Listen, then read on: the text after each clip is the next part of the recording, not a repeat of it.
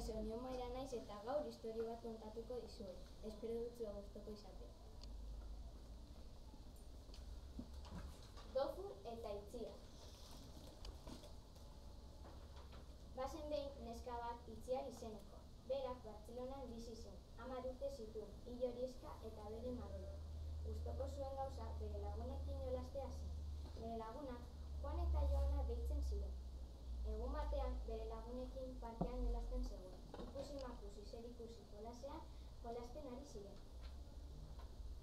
Bapatean lurra mugitu hasi zen, ez zen inoiz gertatu. Hirurak oso beldurtuta zeuden.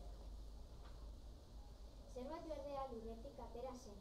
Juan eta Joana etxera bueltatu nahian zeuden, baina Itziarrek ezetz esan zuen.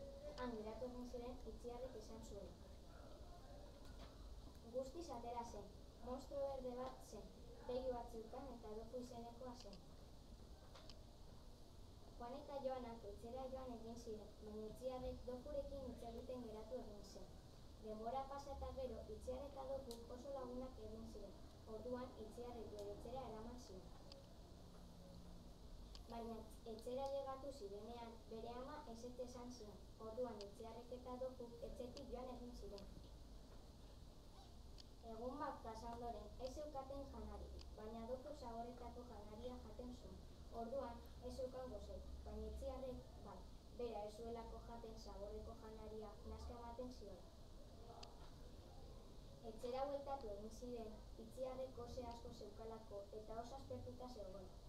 Dofu eta Itziar oso triste zeuden, bere ama ezetz esaten bazuen pentsatu zutela. Orduan, atera jo egin zuten, eta bere ama atera egin zen, eta Dofu eta Itziarri etxera sartzen utzi egin ziren.